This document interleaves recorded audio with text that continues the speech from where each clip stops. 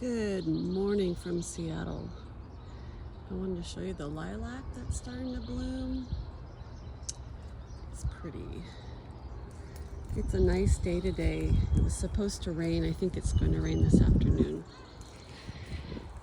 Here's the second beehive. Nothing new on it. I just wanted to give you a better look. It's a top bar hive, and one of these days I'll have my husband come out and talk to you about what his plans are, because I think that's pretty interesting. Let's see, let's go in the garden and see what is new. Some soil has been put on this, I'll call it the back patch here, this little patch. I let the chard and the broccoli and the collards overwinter. I'm still eating the Swiss chard, but the broccoli and the collards, you can see, are starting to bloom, which is nice for the bees, and it's also to collect the seeds for next year. So this is what I mean by going full circle and just let everything seed.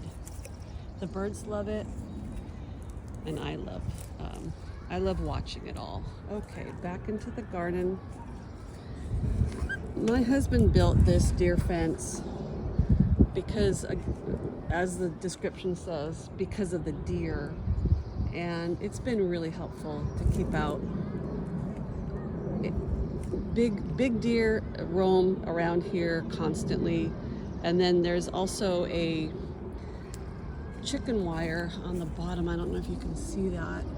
There's a chicken wire. That's about a 2-foot row of chicken wire to keep the rabbits out, because we have rabbits as well. So you can see there's some Swiss chard that's ready to be eaten whenever we get to it. And then there's the kale that has overwintered, and I'm letting it come to seed, but I did pick and use the greens last night. So it's kind of a win-win, letting things overwinter and just leave them in. This will be an area that will have probably green beans and tomatoes. We spread some more soil. Let's see what's going on here. The lettuce is getting bigger. So the last video I shot, it was about a week ago. So you can see it's almost time to start picking the lettuce. And the way I'll pick it is pick around the outside, just outside leaves, and leave the inside ones to grow, and that way you always get lettuce. So that's how I will demonstrate that. The peas are starting to come up slowly. I'm not taking the chicken wire off yet because the birds like this size right here. They'll just pull them out and eat them. So it needs to be a little bit bigger. The radishes are starting to look nice, actually. A little bit of green onion from last year, so that we can just use as we want for cooking. That's nice. You can see there's some rogue cilantro coming up, which is kind of fun. And then the yellow beets are coming in, and I probably will have to thin those. Once the plants reach about the height of the guard here, the chicken wire, then I'll take all this off. But for right now, I still want that safety net. The lettuce I did thin about 5 days ago, pulled things out. It's still overcrowded. I will thin again, and then probably also transplant some of the lettuce into shadier areas. So there's a couple things to be done there. Same with the kale. So this is kale from last year's seeds, and you can tell it's coming up. This is the nice thin leaf kale. It's more tender, and you can just eat it directly in a salad, and it's really nice. So I probably will transplant some of that as well. It's really nice. And then the spinach, spinach just should be coming up a lot a lot better, but it's starting to come up. And the rogue cilantro, which always makes me laugh. And then we've got some of the Italian onions. What's going on the roses? Okay, this Winchester Cathedral that I've let go. I do see some small blooms. I think it looks healthy and happy. So I am leaving it. Yeah, we're gonna leave that. There's a little bit of kale here that I planted, and that's it's a different kind. It's got the really woody kind of stem, and it grows pretty large, so we'll see what goes on with this. I'm not real sure that I did it right. Probably needs to be thinned as well. The magnolia tree, I wanted to show you this beauty because it is so happy. It is so beautiful.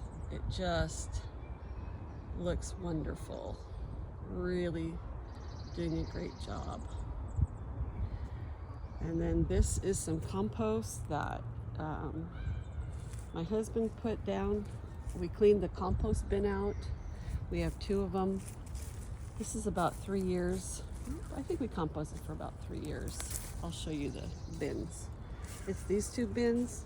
So the one on the left was the one we cleaned out. So now we're filling the right and letting that one compost. So that'll be about 3 years to fill that and then move back over. So this one's empty right now.